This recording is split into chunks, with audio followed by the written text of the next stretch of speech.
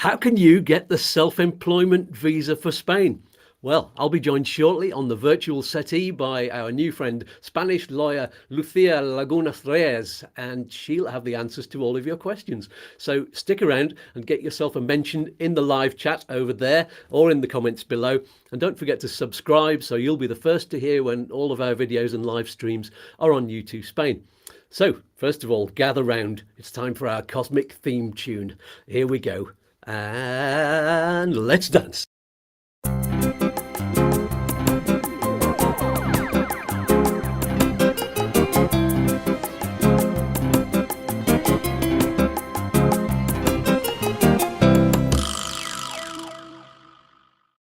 That's sounding a lot more cosmic and distorted than usual. I hope that's coming through to you loud and clear. But anyway, very quickly, before I bring in my expert guests, 2 pieces of important information just for you. Number 1, check out our really helpful website, YouTooSpain.com, for more amazing information, blog articles and resources. There's lots of links to government websites on there, Spanish government websites, and also the UK ones where you can get advice on what to do to move to Spain and live in Spain. And there's also a free newsletter every month too. Number 2, all of this helpful information and fun that you get from YouTooSpain is absolutely free, but if you appreciate the value of it, please help us to continue doing it by using the links in the video description below, where you can not only donate via Patreon or buymeacoffee.com, you can also do that up here via the QR code in the top left hand corner there. But in the video description also below, you can get discounts on vital services that you need for your move to Spain and your life here. And all of these tried and tested friendly companies support us every time you use the links, and that doesn't cost you a penny. For example, get yourself a free account with Smart Currency Exchange so that you can do very handy and money saving things like fixing a forward exchange rate for when you change your money into euros, whether it's for buying a house or moving, or you can also send your pension, you can send your investments over, or just paying your utility bills. You can do all of these things without a bank account in the UK or your country of origin too. So just ask them all about it, and you can get kind of the same rate for a whole year or even longer, so that you're not at the whim of the exchange rates. Costs nothing to set up an account and talk to them. So register now. So without further ado, let's meet our wonderful guest. It's Lucia. Good morning. Hola. Good morning, Andrew. How are you? I'm very well, thank you. And you? Fine.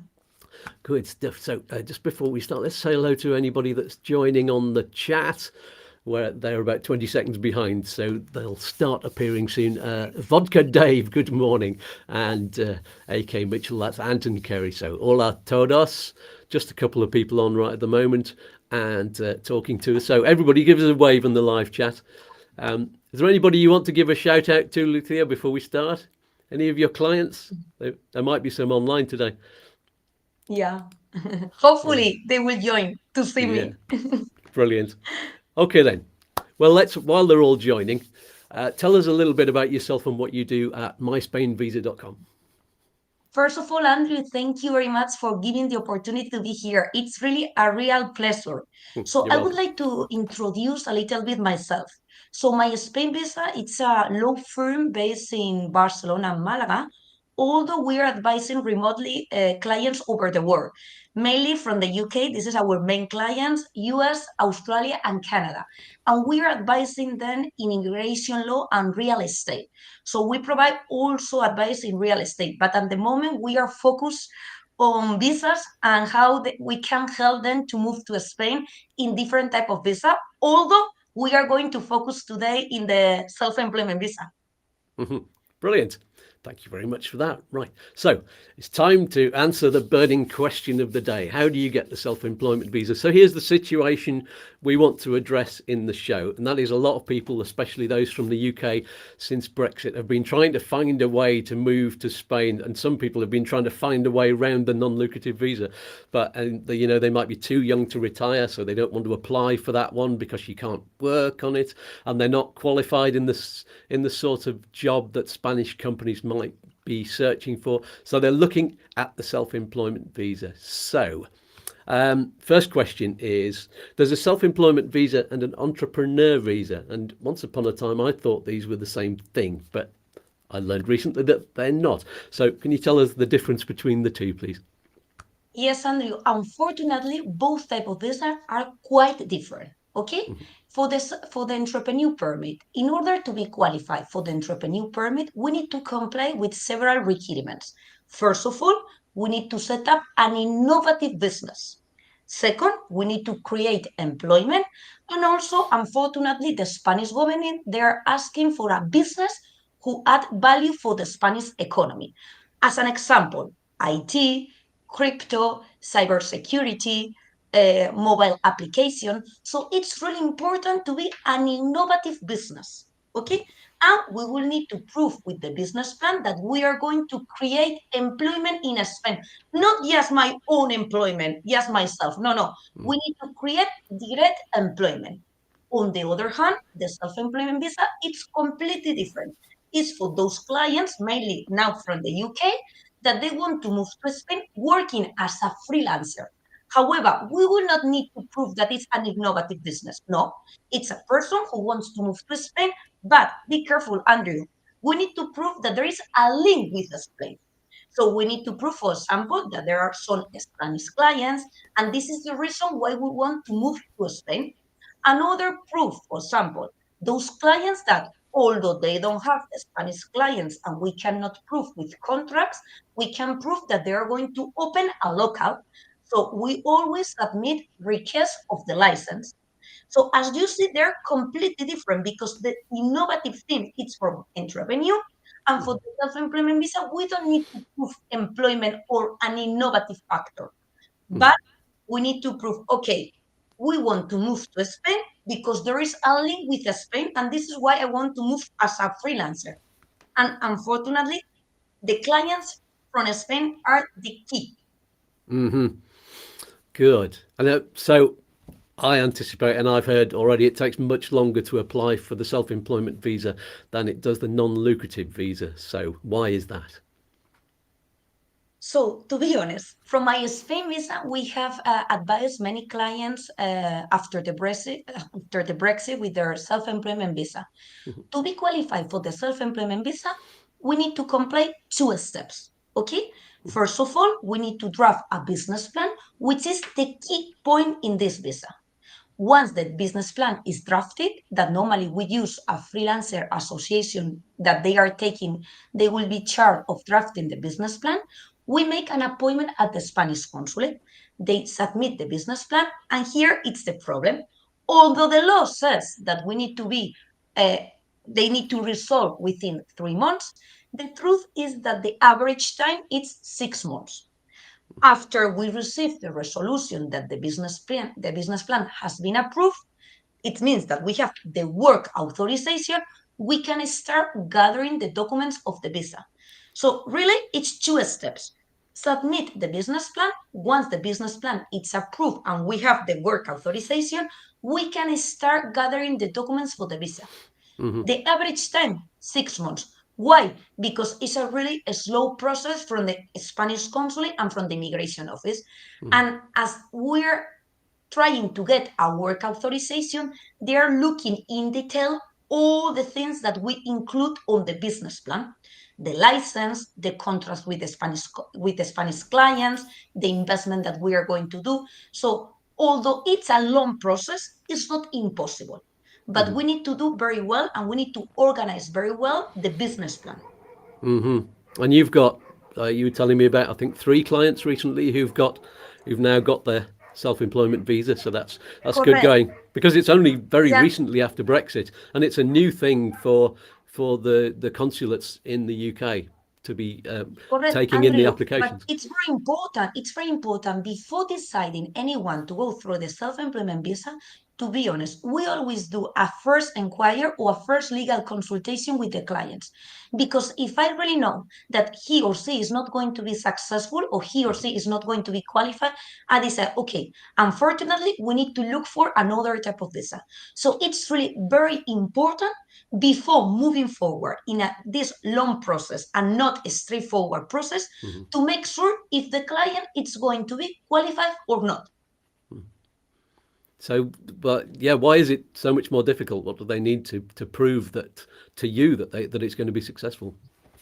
Correct. And because not everyone is aware that we need to prove this link with Spain, such, for example, contract with the Spanish clients. They consider that, for example, because they have some clients, they can just move to Spain working remotely with this visa. Yeah, so there must be some kinds of businesses that are more acceptable or attractive to the Spanish authorities. I see on the Facebook groups people saying, like, I'm a hairdresser. I've done that business in the UK. I think I'll be really successful, or maybe a fitness coach or something like that. Are those the sort of businesses that might work, or are there other specific ones that are better? Fully agree, fully agree. I mean, this type of business, it's much easier. Why? Because as we are going to open a local, for example, we can say, okay, government, although I don't have Spanish clients because, as you know, I'm hairdresser in the UK, but I have not been moving to Spain. We always request the license to the town hall, or we prove a future lease agreement of a place where the person is going to running out her business. So in those cases, when we can prove, okay, there is an interest, although there are not Spanish clients yet, I will have the license, I will rent out this lease agreement. This type of business have been successful. For example, recently we have been approved of a couple from Edinburgh that they are going to buy a restaurant. After 6 months waiting for the resolution, in then we got the approval. Why? Because we proved the license, we proved the contract with the seller, and it is clear that these people is going to be freelancer. So it's this type of business that you really mentioned. So it's been it's been said that just as you said before, that the business plan is extremely important. It's the key thing. So what does the business plan involve? Things like CV, experience, qualifications, business projections, existing customers, knowledge of the market, and you said premises as well. Those kind of things. And what else? Correct. So here for me, although the people they don't think that it's really important, for me the business plan should be the key. And we always spend like 2 months drafting the business plan. Why? Because we need to include the investment that we are supposed that we are going to do on the business, the potential clients if there is, the tools that we are going to use. If we are going to get a local, we will add the request of the license. So the CV, or there are some clients that they are not qualified, but we can prove, okay, government, don't worry. Although I'm not qualified, I have been working during the last 3 years in the UK or in the US. Then we can prove letter from ex-employers proving that he or she has experience. So here, the business plan, it's really important. And normally, to avoid mistakes, we use freelancer association from the government, and they will take care of drafting the business plan on the behalf of the clients. That's very Because handy. really, the people they think, no, Lucia, let's draft the business plan in 1 week. No, in 1 week, no. We need to spend properly time to draft the business plan, because this is the first step. Without being approved the business plan, we will not get the work authorization, and unfortunately not the visa, because otherwise we cannot move forward. Brilliant. Do you have to prove that you're not competing with Spanish businesses in a certain community so that it's to show do, that the business is needed there? do you mean like do a research market, for example? Yeah, yeah. Yes, so to be honest, on the business plan, we always include like a stipulation like competitors. Okay, so it's not really a legal requirement to prove that there is not any competitors. However, if I were be any of my clients, I will say, okay, I will move to Alicante region. So it will be good if they can study if there is someone in the area doing the same job, or if there is any competitors, because of course if there is any competitors, there will be less profits. So, but it's not really a legal requirement, but it's something that we always recommend to the client to see, okay, let's try to study if there is any competitors around you. But the government, normally they don't study this point, but we include on the business plan too. Great. We've got a question here on the live chat. This person is moving to Spain and looking to start a fitness boot camp for clients all over the world, including Spanish clients. Would you think this would qualify? I think yes. However, in order to be 100%, we need to make sure, okay, when you are telling a Spanish client, is there any document that we can prove to the Spanish government that those clients, they have some interest? Or is there any place where they are going to carry out this activity that we can prove with a lease agreement or a commitment that once the visa is approved, we are going to rent out this place? So the main question that the people they are not aware is that as it's a self-employment and it's just one person, we need to prove this link. And this link is, or we open a local and we have the license, the lease agreement, or if there is not any in any local because I'm going to carry out my activity, for example, remotely, it's because I have some Spanish clients that they need me to be in Spain, not just working remotely. You know, Andrew? Because some people they make confusion with the digital nomad visa that it was just approved, as you know. Yep. But Yeah. regarding this question, if we can prove this link, I don't think so we will need any problem. But we need to study in detail, Toshi? Yes, definitely. And so, how many do you think, if he's talking about clients from all over the world, it's more important to have the Spanish clients because Spain wants you to be people to be spending the money in Spain. For example, the last case, it was a British client also that she's going to move to Barcelona, and we proved that she has clients from the US, but also we prove that she has one of her main clients in Spain. So, although she is supposed that she is going to work for American clients and Spanish clients, her main client is based in Spain. And also we prove a co-working contract. We prove this contract with these Spanish clients, and it was approved. After 6 months, it was approved. Brilliant.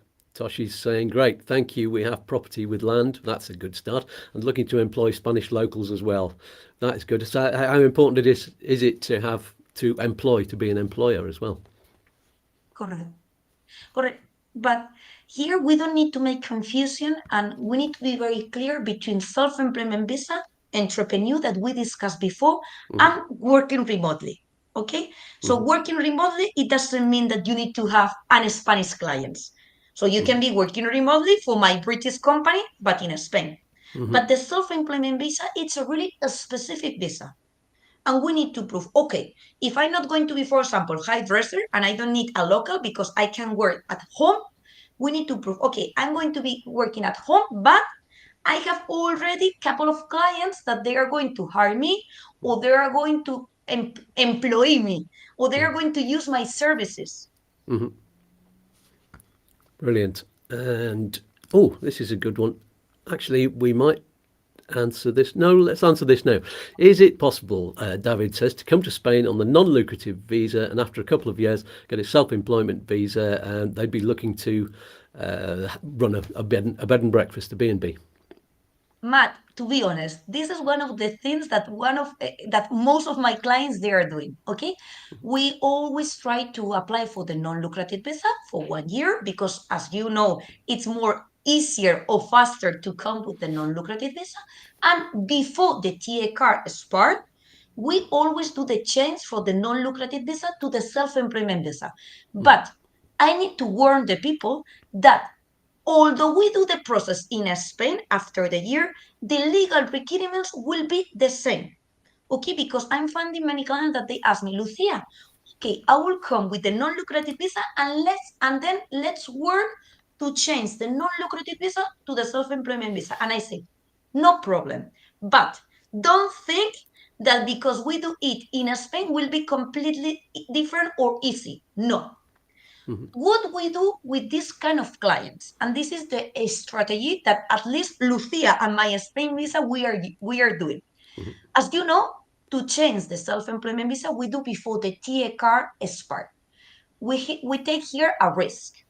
Imagine that you decide, okay, Lucia, I will change for a self-employment visa because I found a restaurant and I would like to be a freelancer. Perfect. Once the period if the period of the renewal expire, those 60 days, or those 90 days after the TA card expires and the self-employment visa is not approved, if we, how to explain, if we don't use those 90 days or 60 days and the non-lucrative, the peri for renew is expired and the self-employment visa is not approved, we take the risk that we will not be able to renew. So our strategy is always to say, okay, if you can afford to renew the non-lucrative visa for another 2 years, it's much better because then we can use those 2 years to focus to change the self-employment visa. Because if at some point the period for the renewal is over and your self-employment visa is denied, we will not be able to renew the non-lucrative visa. So I'm more conservative. So I say, okay, if you can afford, we can renew the non-lucrative visa for another 2 years, and then we can use those 2 years to change. Case, because you never know with the Spanish government and with the immigration office. In case the self-employment visa it's refused, because I cannot imagine that it happened that to any of my clients. Yeah, I can imagine Possible. there might be a situation where you're looking for a premises or something like that, and that falls through, and then you have to look for another one, and it could take 8 months, 10 months, it could take a year. So yes, you're right. Correct. It's Correct. But Matt, this option that he's proposing is fully possible.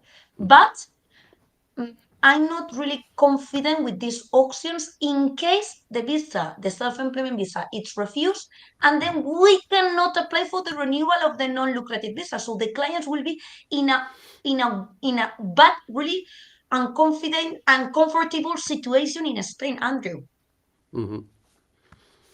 Okay. Jason says he's having trouble posting his comments. If it's got a link in there, Jason, I don't think you can. Yes, there are filters on the live chat. And so he's asking, what about applying after 1 year for a work visa? Do I apply for a residence visa? That's a different visa altogether, isn't it? The work visa. I don't really understand resident visa. What do you mean? To 1 year for a work permit and then to apply for the non-lucrative visa? Or what do you mean with a residence visa? Jason, Yes. what do you mean? Yeah. He's saying, I heard on here from one of your specialists that on the non-lucrative visa after 1 year I can do this.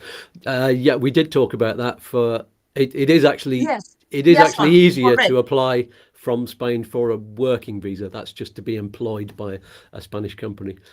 Do you do those as well? Do you help people with those, Lithia? Yes, the thing is, I'm very honest. With the work permit, we need to prove that there is no one in the unemployment market in Spain, in the Europe, that they can do the same job. So in practice, it's very difficult to apply for a work permit and be successful unless it's a really specific work thing or role position. So sometimes we use the high qualified skilled workers for those clients that they are really high qualified. But for a normal work permit, I'm going to be very honest. Very difficult to be successful because the company, the Spanish company, needs to be willing to submit and helping with all the paperwork.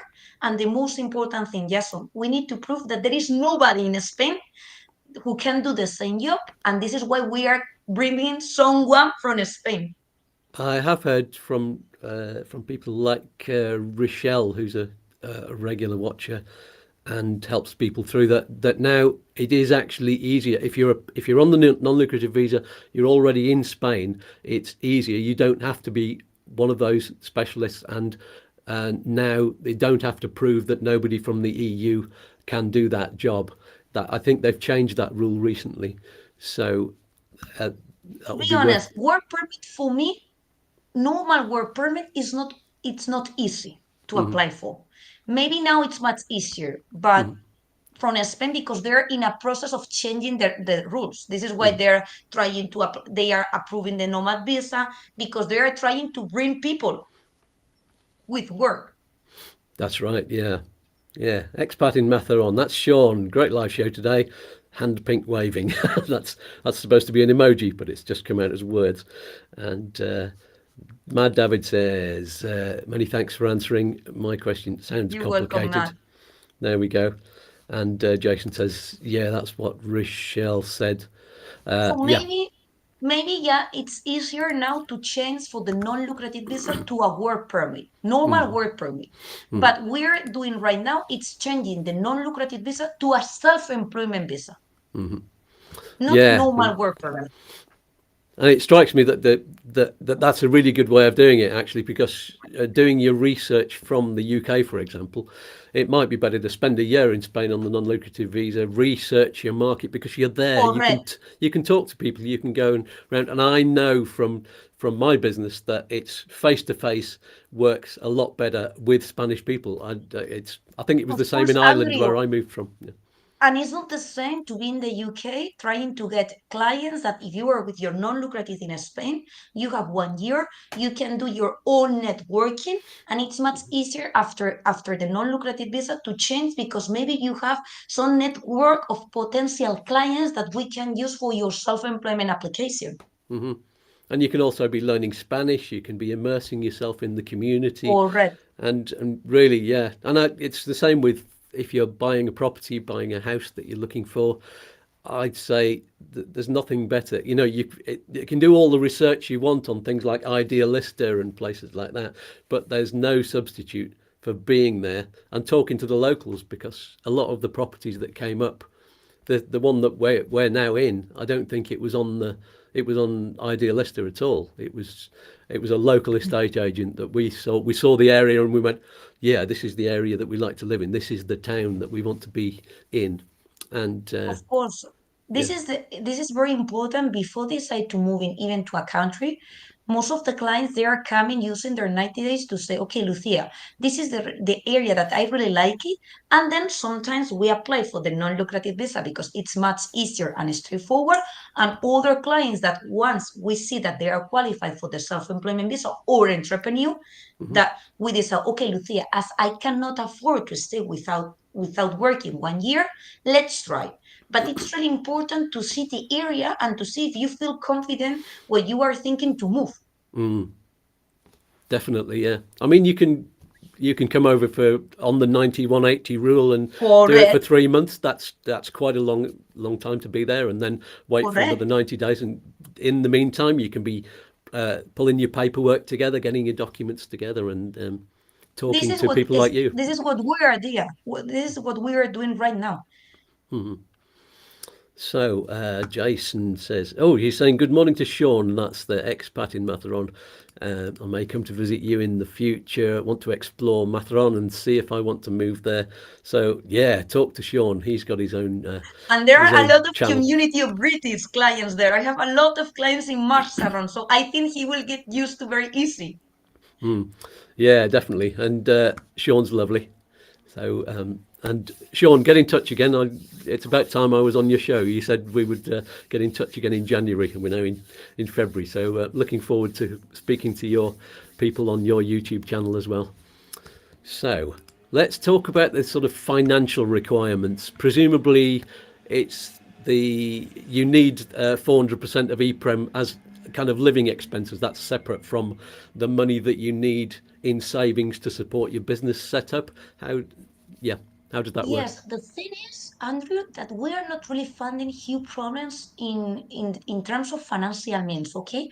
Because on the business plan, we always present like a precedent. For example, imagine that this person is doing the same job in the UK, but he is going to do remotely for Spanish clients in Spain.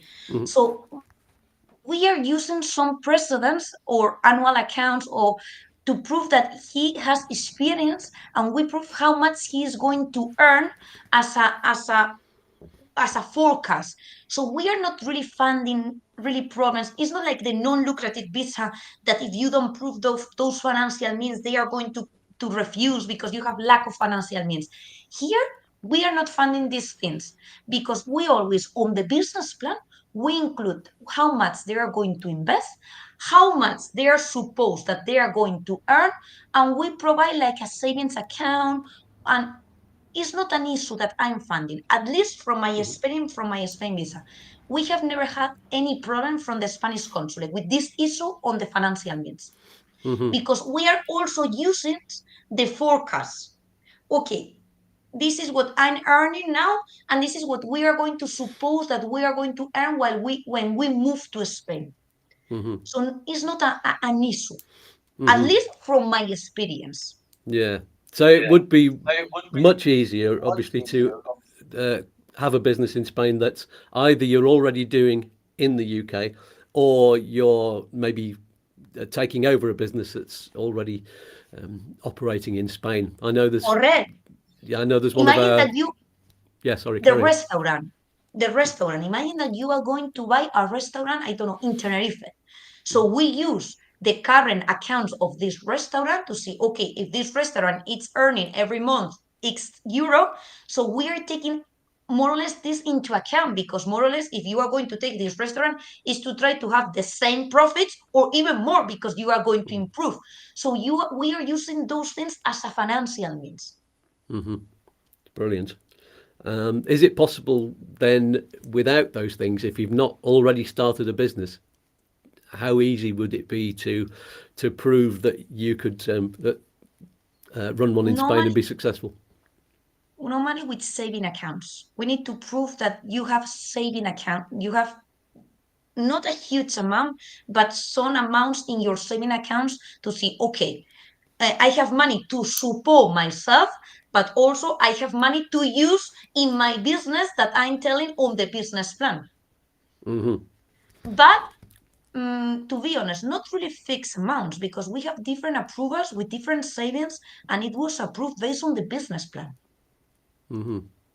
Good stuff. In terms of the types of business that are possible to run, when I used to live in Ireland, and I was a UK citizen until I applied for an Irish citizenship, Residencia. and we were trying to move over to Spain as UK citizens, and Brexit had already happened, and we were thinking this, oh, maybe we can do that, but I was told this isn't the sort of job. I'm an entertainer. I've got a YouTube channel. There's not much that I've got to prove the longevity of my business in Spain. Even though I've got the heart for it, I've got the head for it. I know it's going to work, but it must be really difficult for somebody who's in this kind of business. How do I prove I'm going to get gigs, music gigs? Um, It's difficult for you. It will be difficult because they are thinking, okay, Andrew, but how do you are you going to have a Spanish clients to move to Spain, or it's just because you want to work remotely and you, instead of being in Ireland or in the UK, you just want to move? So you are in the gray area of business, because as you can imagine, how you can prove that you have a Spanish client for the type of business that you do, and mhm, if you are not in Spain.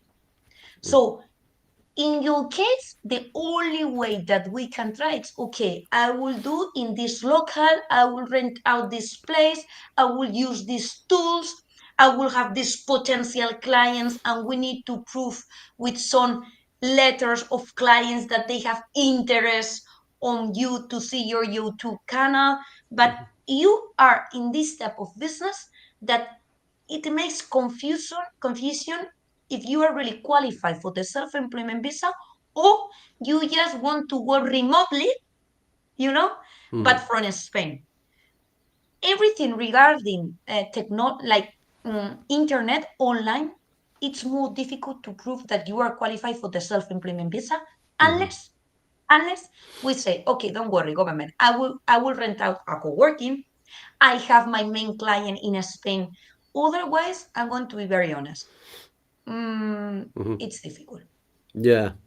Yes, I was told that by a few people. I don't kind of fit into the pigeonhole. Even my Hestor has found it difficult to fit my. What have they got? Special codes for what kind of business you have, the tax codes. He's had to put me in a kind of quite a general code for where my earnings are coming from, because a lot of the money's coming from adverts on Google, which is based in America, In or now that's moved now to Ireland, which has made it a lot easier. But it's just very difficult to categorize it, because Spain is modernizing all of these things and coming up with new codes, I think. But it's still very difficult to put my kind of business it's in a still category. very it is still very difficult because I think they are not really aware and they have not updated the law. And this is why we are having huge problems with different type of categories like you to see, okay, maybe he is not a remote worker, maybe he can qualify for the self-employment visa. But even that you could is not really clear, because they will force us to say, okay, Lucia, but where he carry out his activity? In his home? He has rent out a place? Or why he is moving to Spain? So we are trying to fight also with the immigration office, doing inquiries to try to force them to update the law. Because it's really old and we need to get updated with the current situation after COVID, that the people want to be in Spain but without the need to have Spanish clients. New visa that it was So approved. David is saying that's exactly our plan. He's talking about coming over on the non-lucrative visa and looking for a rural B&B. There's a point you put there. We want to travel in our motorhome on the non-lucrative visa while we're looking for a rural B&B. That might be a problem because you do actually need a permanent address in Spain, don't you? Correct. So for the non-lucrative visa, for the beginning, for the visa forms, sometimes we include an Airbnb, a friend's address, relative's address. But the problem is, when the non-lucrative visa have been approved, this person month you will need to move to Spain in the following 3 months. And in order to get the so-called TI card, one of the prior documents is the padrón or registration at the town hall. In order to get the padrón, we will need, or you own a property or you rent out a property. So a motorhome could be a problem if you don't have someone that said, okay, Matt, I don't mind that you use my address for the padrón. Otherwise, you will not be able to get the TI card. And without the TI card, you will not be resident. So here you need to think about that with a motorhome, you will not get the padrón. And without the padrón, you don't get the TI card. So you will need to think about to have friends or relatives with allowing you to use their address. Jason is suggesting just coming over on the 9180 on holiday, looking for your property that way, and then applying for your NLV. So that's another way of doing it. Yeah. There we go. David Towers is asked. This is an interesting one. I'm not sure he's serious about this. But he's saying, I'm currently a chartered accountant and want to move to Spain, change my occupation to be a lion tamer. Would this be easy to convince the authorities? To be honest, David, I will need to study more this new occupation because I have never had any client proposing me this new occupation. So I don't know if there is any license or anything that we need to prove that you are a lion, to be honest. Yes. I'm in shock. I don't know. Yeah, you need I some should experience. study. You'd need some experience Experience and proof, maybe on and to be video with a qualified. lion. Yes, to be And to qualified. be really qualified. I hope it. So maybe yes, maybe no. Let me study and I will come back to you. Yes, absolutely. You said I would work from home. Massive. I don't know. We will convince the authorities. Yeah. Yes, I'm not. It's an interesting question to take seriously, because you would. How do you get qualifications? Do you need actual university qualifications to prove that you can do your job? Not qualification like degrees. Sometimes in Spain, although you are not qualified, imagine that you are a consultant. Maybe you are not qualified, but we can prove that you have been working from this position in the last, for example, 3 years. So with the CV, we can prove that you are also qualified. So not it's only that you have a degree on that type of activity or business that you want to carry out. No, also you are not a qualified person, but you have experience. So it's also possible with your experience. We can use the experience. It's more But likely. for David, I don't think so. No, it's more likely that you can set up as an accountant, but you presumably have to know Spanish accountancy laws. Yeah. Yeah. Yeah, there you go. But Funny question. Thank you, David, for that one. It sounds like this is the last question I've got. It sounds like being realistic and planning well in advance is the best advice for anyone thinking of getting the self-employment visa. Would you agree with that?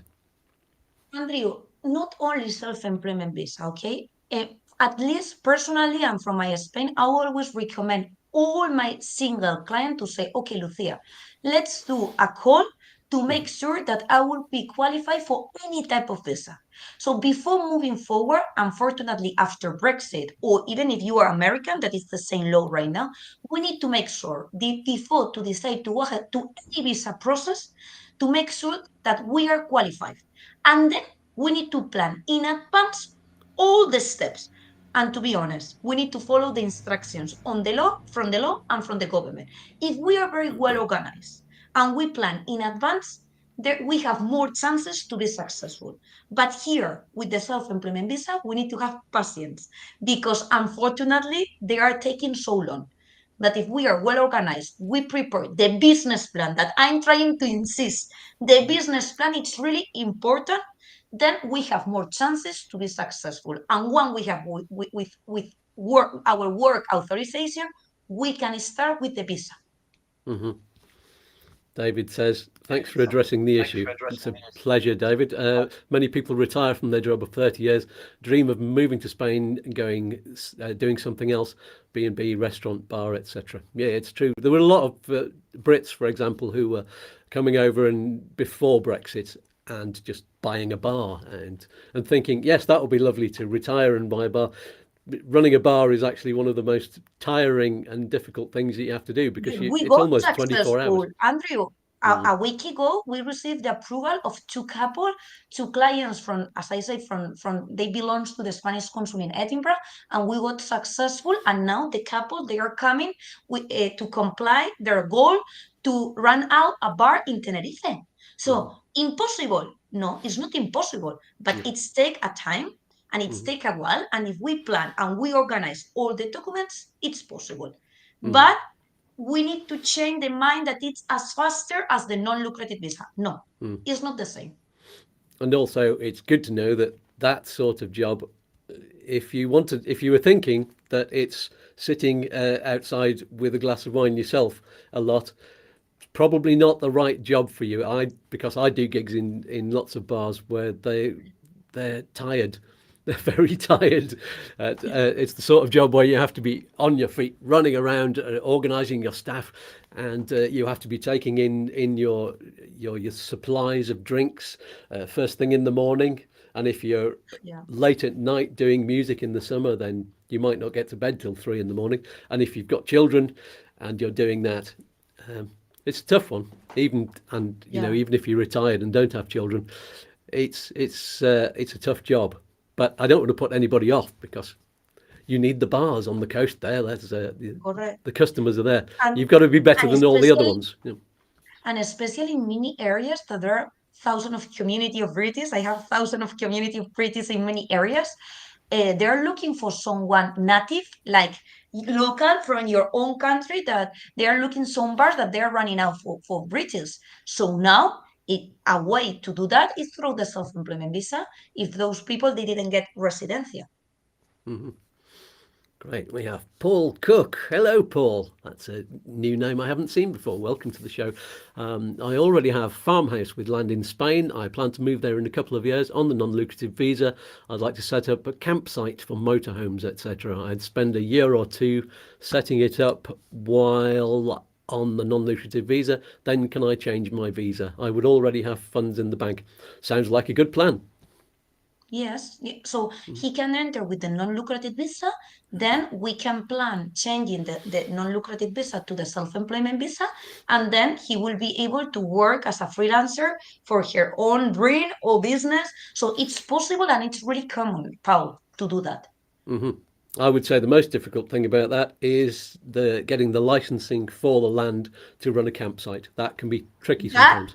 We have also, Andrew, as you know, a client that we got the license for a business in Granada that it involves motors, bikes. So it's not possible, but when we need to deal with the town hall with license, it's more difficult. But again, it's the key is to be well organized and work with the documents in advance.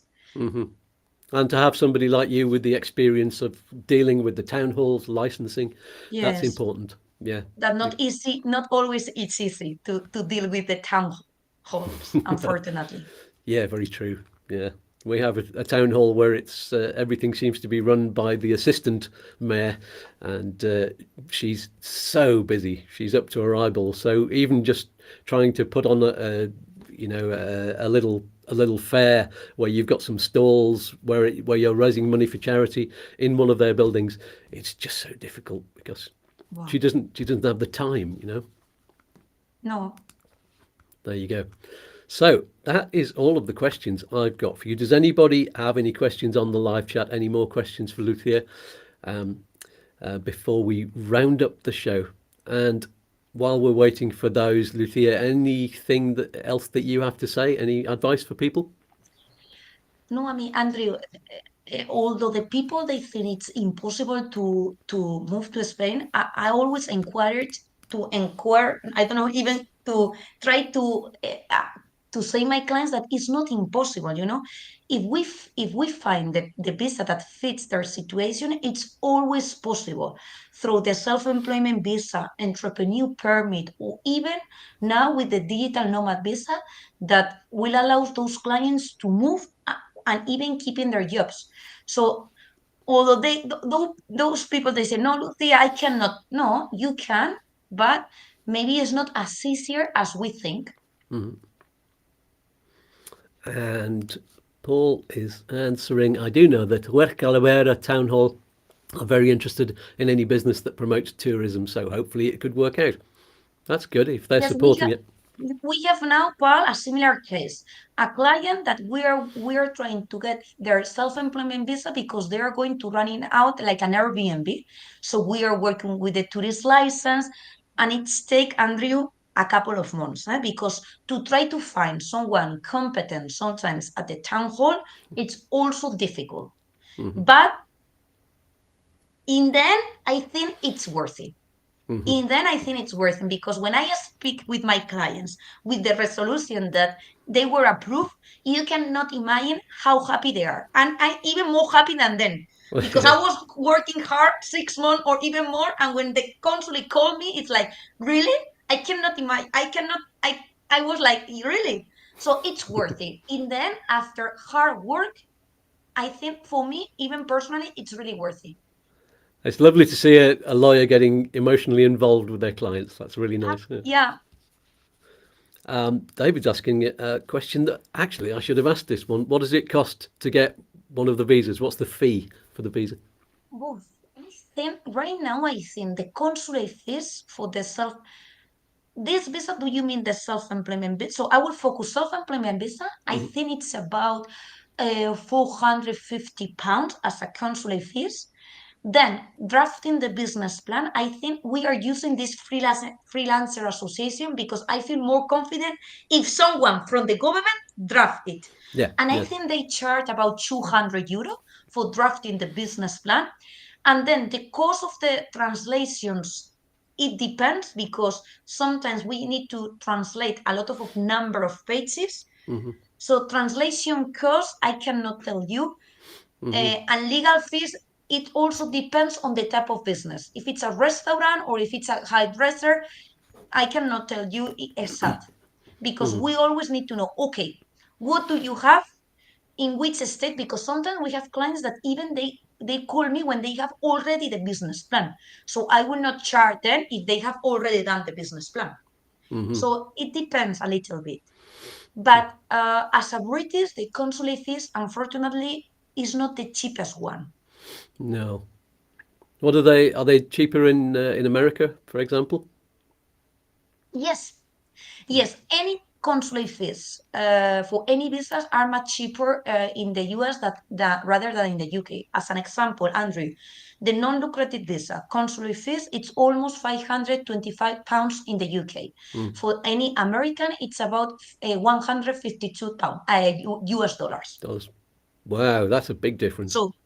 So it's a bit different, and it's the same for self-employment visa. So Yes. I believe I've heard that document translations can be like 50 euros a page or something like that. That's a good guide. Correct. So if you've got a Yes. long business plan, that might be tricky. No, this is why, Andrew, we are using directly this freelancer association. Why? Because although the people they don't think, we will save a lot of cost in translations because this authority they are going to draft in Spanish, Hey, and then I will translate into English for the clients if they wish for the better understanding. But then we don't need this S-word translation that it could be very very expensive. yeah. So we always, I think it's a good strategy because we use this authority that it's part of the Spanish government. So indirectly, they know more or less what the government wants, you Hmm. know, and they draft in Spanish. So we save a lot of cost in translations. And if the client say, Lucia, let's translate. So I can translate in English, but just normal translation. I will not use anyone to spend more cost. In terms of your costs, the cost for hiring you as a lawyer to do this, do you charge some in advance and some at the end, or how do you do that? Correct. No, no, no, no. So we always divide. We always prepare like a fee proposal and we divide into two installments, I call. So once we start, and then once the client submit all the documents at the consulate, once the work authorization has been granted. So it means that they went to the consulate to submit the business plan. We wait for 3 4 months, then it was approved, and then when we start working on the documents for the visa, because it means that the business plan was approved, then we charge the other 50%. Okay, that's good to know. And David is saying, great show again today. Another well qualified expert with very intelligent explanations of what is required and how difficult it can be. There you go. Thank you, David. Well said. Thank you. And Jason's saying, it depends. Haha. This is a phrase I use a lot on this show. And you said it before, so that's good to know. Everybody's using it. And one final one from Paul. Thanks, Lucia, for positive response. No, I'm a very positive lawyer, you know. I'm always very involved with my clients. And I'm going to be very honest, Andrew. If from the beginning I think that this person is not qualified, I will say, okay, I'm sorry, you are not qualified for the entrepreneur or you are not qualified for the self-employment visa. Let's look for another option.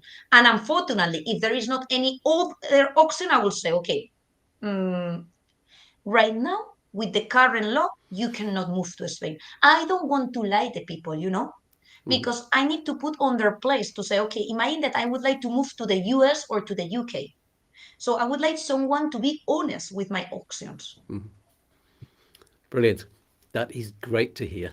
So, anybody and everybody, if you have any more questions or comments now, put them in the YouTube comments below, and I'll pass them on to Lucia, and we'll answer them as soon as we can. Yes.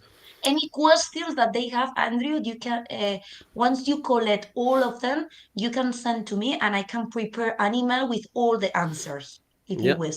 Or, of course, they can contact you directly through Yeah. myspainvisa.com. And the link to that is below if you're watching afterwards. It's been on your screen all of the time over there. So, anyway, easy to catch.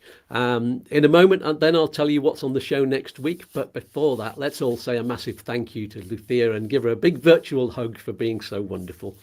Thank you, Andrew, for inviting me. You're very, very welcome. It's been great. Hopefully, we'll see you again in the future, and you'll definitely be Of welcome to come course. back.